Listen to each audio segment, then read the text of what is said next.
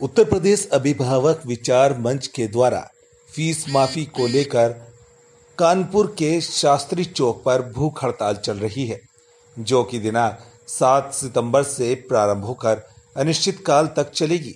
संगठन के द्वारा सूबे के मुख्यमंत्री योगी आदित्यनाथ जी से व शिक्षा मंत्री से जनता की फरियाद सुनने की गुहार लगाई जा रही है।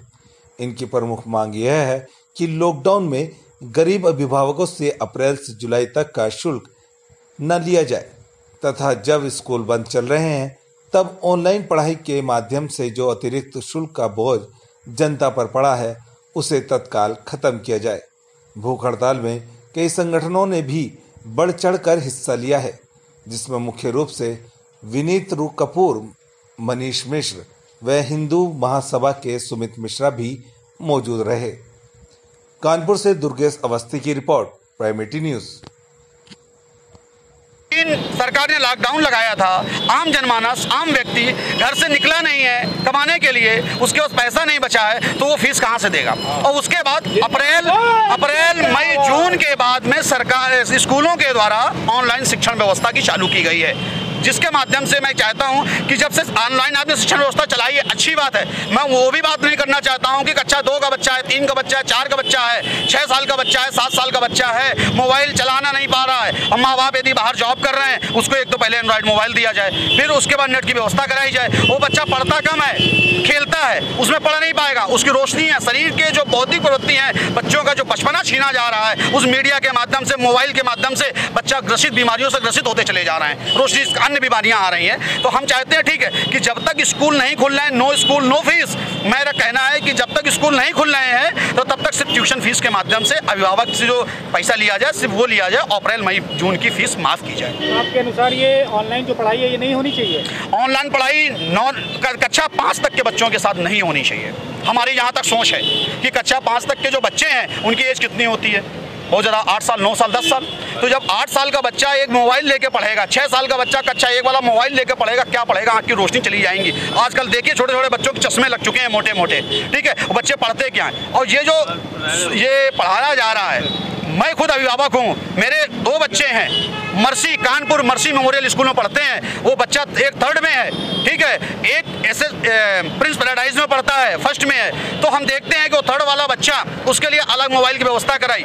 और पढ़ता क्या है? मेरी वाइफ उस बच्चे का काम करती है, क्योंकि बच्चा सुबह उसको 9 बजे 8 बजे क्लासें चालू की जाती हैं। वो आधा घंटा पढ़ता कम है, खेलता है, उसको मारा जाता है, ठीक है, देखता है, बढ़ता है, बैठ जाता है ड्रेस पहन के, ठीक है, बैठाला जाता है। उसके लिए अभिभावक परेशान है, चलो ठीक है। उसके बाद थोड़ी देर बाद व्हाट्सएप पे क्लासें चालू होती हैं, फिर ऑनलाइन क्लास चालू होती है, कुछ नहीं लिखता है। क्यों? कितना पढ़ेगा बच्चा? डर नहीं है, कुछ नहीं है, ट्यूशन लगे हैं, अलग लगे हैं, ठीक है। तो जब गार्जियन ही उसके पूरी लेखनी का काम करेगा, आगे उसको पढ़ेगा, तो बच्चे के साथ क्या हुआ? अब स्कूल जब में बच्चा जा नहीं रहा है तो कंप्यूटर फीस की ज़रूरत नहीं है, लैब फीस की ज़रूरत नहीं है। हम स्कूल से यही कह रहे हैं कि स्कूल यदि बच्चे से ऑनलाइन क्लास पढ़ा रही है, ठीक है, अच्छी बात है, वो अपने तरीके से फीस लेना चाहती है क्योंकि उनके पास स्टाफ है, स्टाफ को हटाना नहीं चाहती है। कुछ स्कूलों में स्टाफ की छटनी भी हुई है, A grade, B grade, C grade. Allen House जैसे स्कूल में मेरी बात भी हुई है, ठीक है, रजनीश वाजपेयी जी हेड हैं एलन जैसे स्कूल में, तो उन्होंने भी बताया कि हमारे स्कूल में 3 क्राइटेरिया रखी गई, ABC, ड्राइवर, शिक्षक, अन्य स्टाफ, छटनी के साथ में। और जो स्कूल के सिस्टम जो चल रहा है स्कूल का, A grade, B grade, C grade, और स्कूल कहता है मेरी अभिभावकों से लड़ाई नहीं है, साथ है, शिक्षकों से लड़ाई नहीं है, बस स्कूलों के साथ में लड़ाई है। जो अभिभावक के लूट का काम किया जा रहा है, शिक्षक के साथ में कहा जा रहा है कि मेरे पास फीस नहीं है। कुछ ऐसे शिक्षक हैं स्कूल में, देखिए जाके, उन शिक्षकों को फीस नहीं दी जा रही है, सैलरी नहीं दी जा रही है, थोड़ी पकड़ाई जाती है। तो ऐसे स्कूल के अपना खाता नॉर्मल कर सकते हैं, अपनी जो उनके प्रॉफिट लॉस होती है, उनकी जो बायलाज हैं, जो हर साल की ऑडिट सीट होती है, क्या वो सरकार के सामने या BSA के सामने, जैसे भी शिक्षा अधिकारी के सामने स्कूल अपनी उस चीज़ को, ऑडिट सीट को नॉर्मल कर सकती है? 1 करोड़ 2 करोड़ की हम जो बिजनेस कर रहे हैं और स्कूल के टीचरों को हम फीस क्यों नहीं दे पा रहे हैं? अरे आप पिछले साल तुमने कमाया है, इस साल ठीक है। जिस सरकार से आपको समस्या है, ये समस्या लोगों की, आप अपनी समस्या को भूख हड़ताल करके सरकार को बताना चाह रहे हैं। अगर सरकार आपकी समस्या को नहीं ध्यान देती है तो इस भूख हड़ताल को आप कहाँ तक लेकर जाएंगे?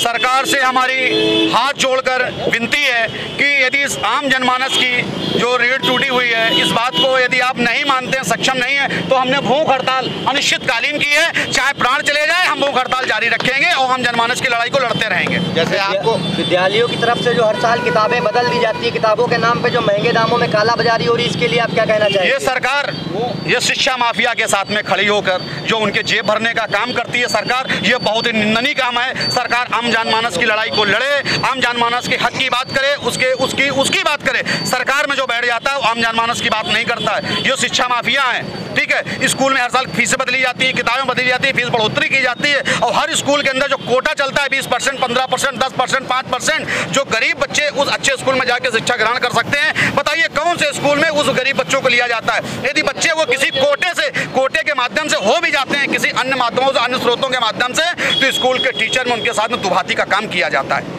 ठीक है। उन बच्चों को इतना प्रताड़ित कर दिया जाता है, उन गार्जियनों को, कि ये बच्चा फीस नहीं देता है, चलो पीछे बैठिए जाके, ठीक है ना। उनके साथ में दुर्व्यवहार का काम किया जाता है। तो ऐसे बच्चे कुछ दिन बाद